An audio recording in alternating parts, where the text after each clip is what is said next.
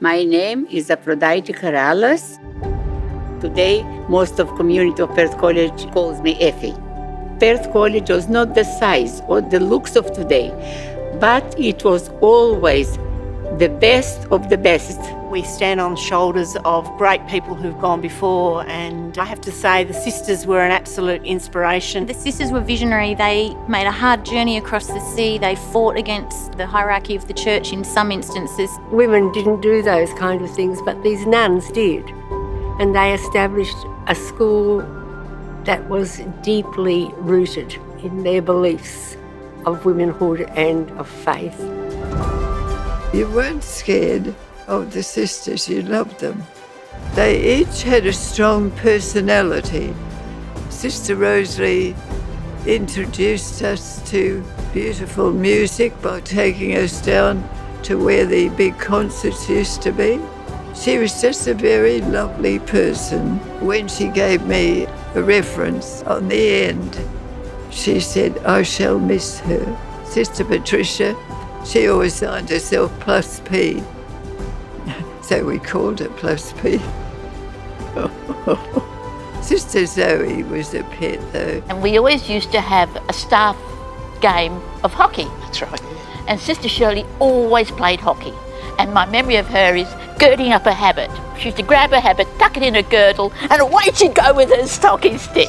It was just fun. She was absolutely brilliant. Yeah. So they always had their fun side. And some people think that sisters were really sort of staid, But they they were. weren't. They were lovely, and you could joke with them and have fun with them. We had a maths teacher called Miss Stremple, and one day she made a remark that nobody had brought her an apple lately.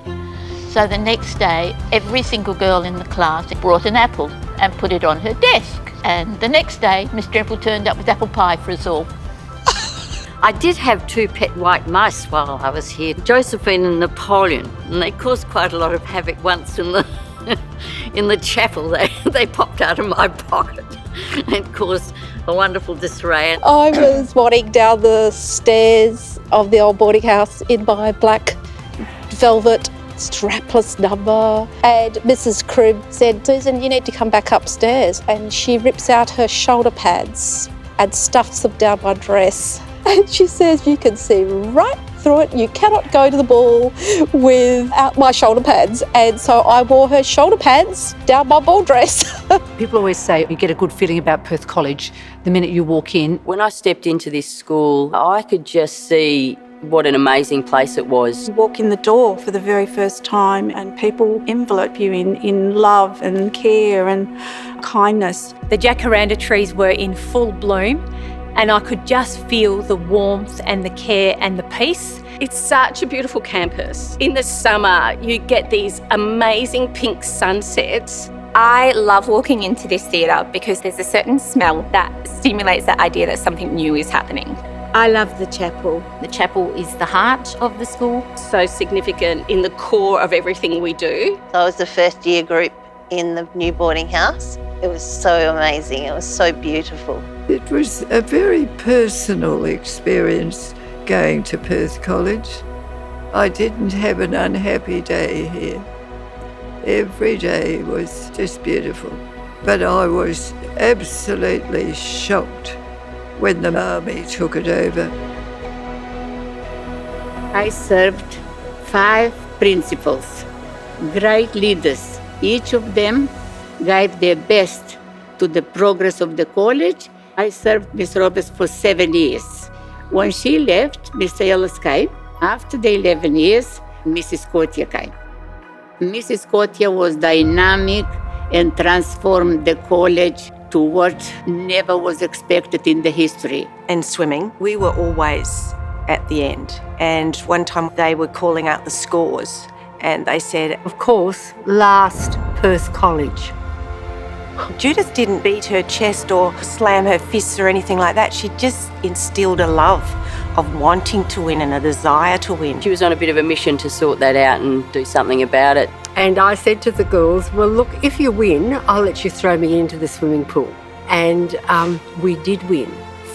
Lawley Crescent was absolutely full of cars and people cheering and lighting and everything, and I had a great thrill at getting me down and just throwing my body. That was the end of kind of our first win. The joy and the elation, because we no longer were last and we were a school to be reckoned with from then on. It was for me a great pleasure watching the college transforming, growing, and the students doing better and better. The daughters I met on my first day, they came to enroll their daughters, and their daughters came to enroll their daughters, and their daughters came to enroll their daughters. To have us as strong a foundation as what Perth College does, we are the envy of Australia. What next? And that's hence Inside Out, that inner development for outer excellence and that self-leadership through the lens of positive psychology. Perth College students, they're brave, they're very strong, they're ready to embrace change, and people are ready for a new chapter.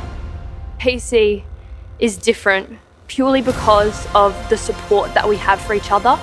We are a community and we live our vision, and we want to empower our girls to break down those barriers. When you really dedicate yourself to something, you can push yourself past your expectations and your limits. There's no one type of Perth College girl. They do everything. The singing, the dancing, the sport, getting up and delivering a speech when they were really scared to do it, and seeing them achieve the things that they never thought they would. And all of those things together actually create so much joy.